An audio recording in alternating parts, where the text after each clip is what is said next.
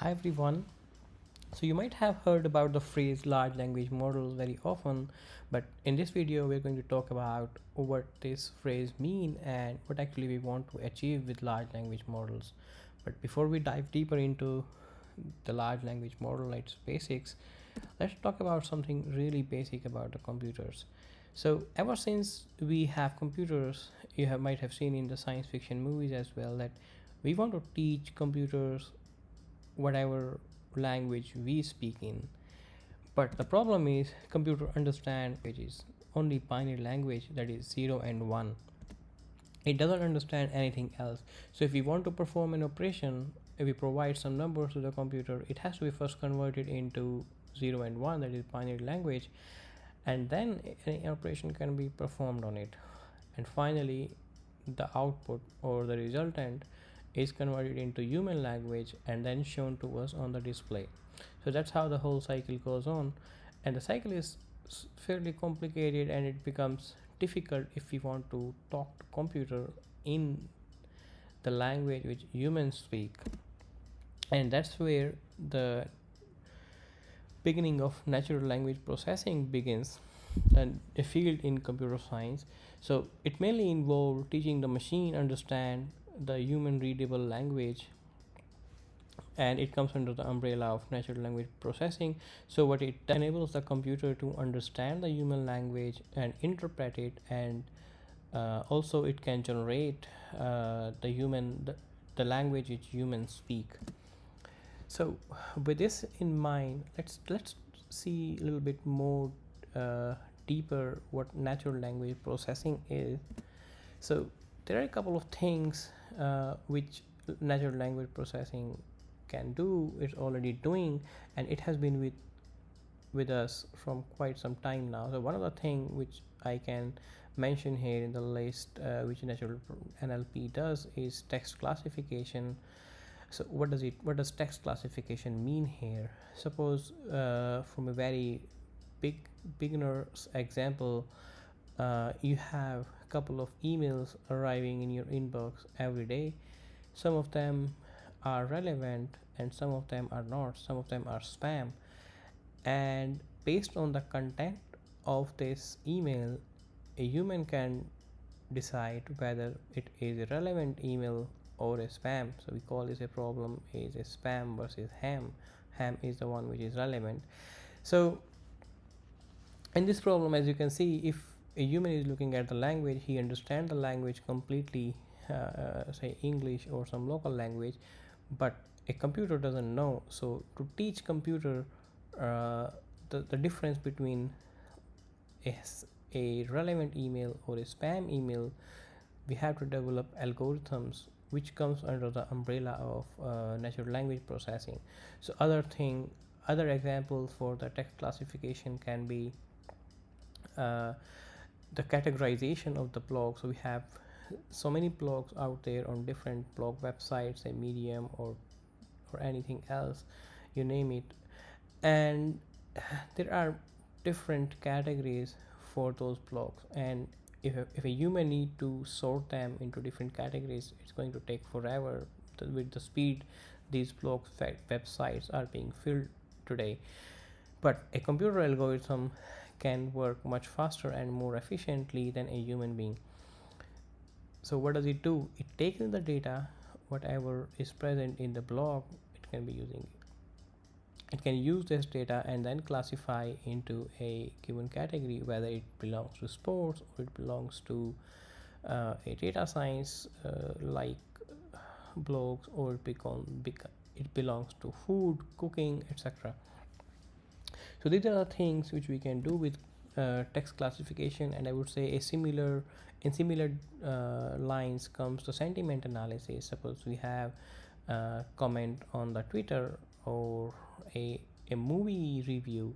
So based on the review, the words which has been used in the review text or emojis, one can predict from using the machine learning models that how the sentiment look like for this particular movie for the audience, whether it is a positive sentiment meaning the liking the movie, or it's a negative sentiment that they don't like the movie, or it's a neutral meaning they don't like or dislike the movie. It's just okay. And similar goes on the social media platform, whether the comment or the post is positive, negative, hate, love, or anger. So this kind of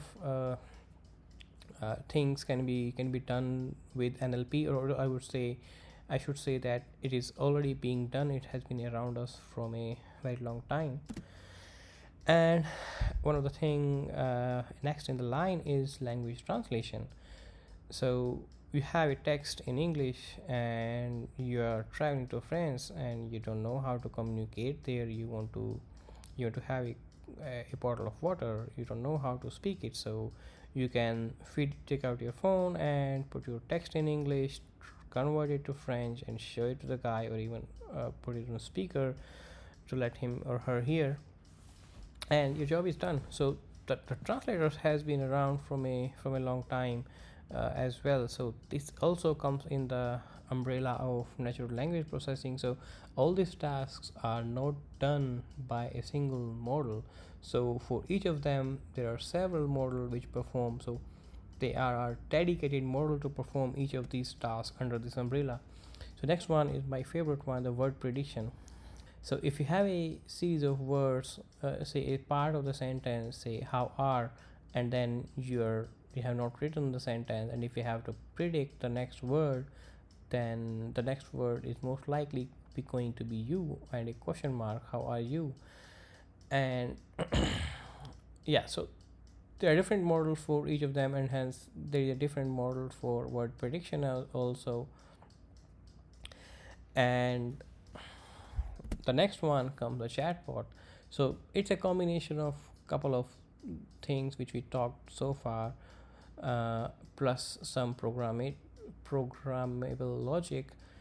So all of them fitting together makes a chatbot. We've seen the chatbot on many websites you might have interacted with, where you type in a message outside the office hours, someone just respond you immediately and says this is the chatbot. If you need more information, you can contact in the in office hours. So yeah, so this has been around from quite some time and also come in this umbrella. And the last one in my list is information extraction.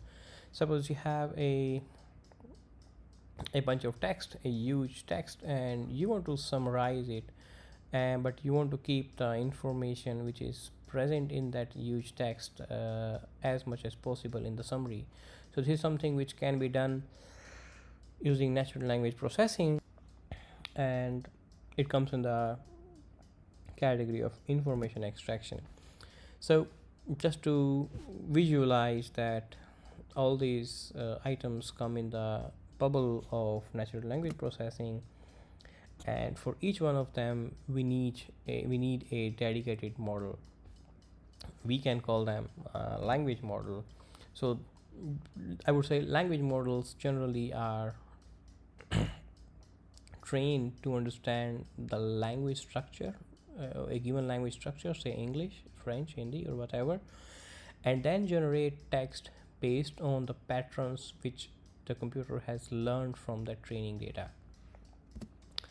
So technically what it is doing, it is using the words which it has from the training data, and it used the password and assign the probability for the next word.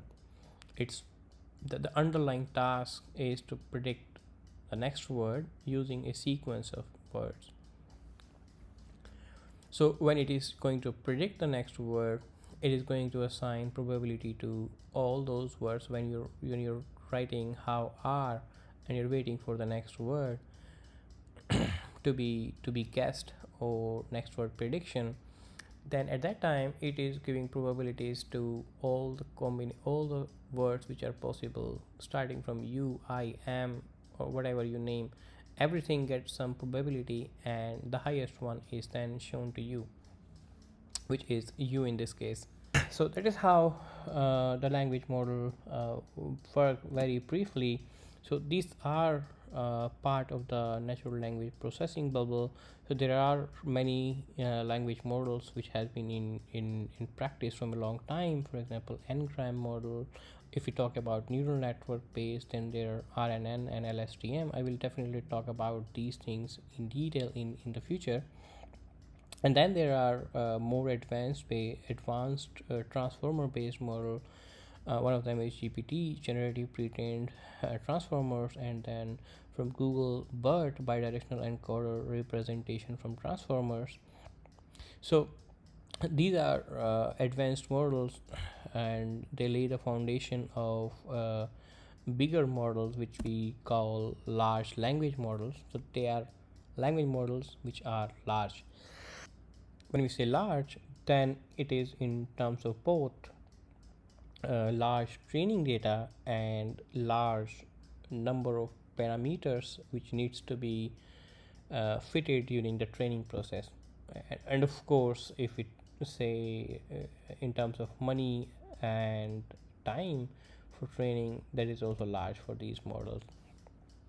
So it's going to, a large language model is going to learn a lot about the language just by learning how to predict the next word. So that's the basic task these language models or large language models are doing, and then they are fine tuned later on to do dedicated tasks. For example, if you see ChatGPT, then it is a fine-tuned model which is designed to interact with you like a chatbot. So if we try to follow the same diagram, then large language model are a small bubble sitting inside a language model, and language model are a small bubble sitting inside the natural language processing. So there are many different things in the NLP bubble which are other than which we just talked about. So what does come in this bubble? So I can say that there are many models, large, large language models available now, starting from GPT 3.5 and 4, which are proprietary, but we have Llama 2, Llama 3, Gemini, and many more. So these are the large language models, and you might have already interacted with some of them or used in the chat in the form of chatbot for some small tasks.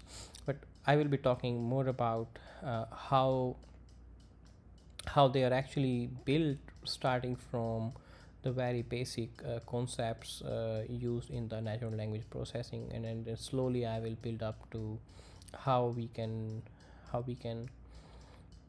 use transformers to build a large language model. I'm hoping with this video you have managed to understand a bit about NLP, you have a good idea about NLP, what are the kind of tasks which it has been doing so far, and what are language models and what are large language models. So if you have seen that, if you remember, then I listed a couple of things which we do in NLP. So for each one of them there is a dedicated model, but if we talk about large language model, then they have the capability that they can perform all of these tasks with a single model. So that's the beauty here. Please, so if you like the video, then please like it and subscribe to the channel. And in case you want to listen to something specific related to NLP, LLM, or machine learning, or GenAI in general, then just leave a comment and I will try to come up with some content on based on that. And thank you very much till then.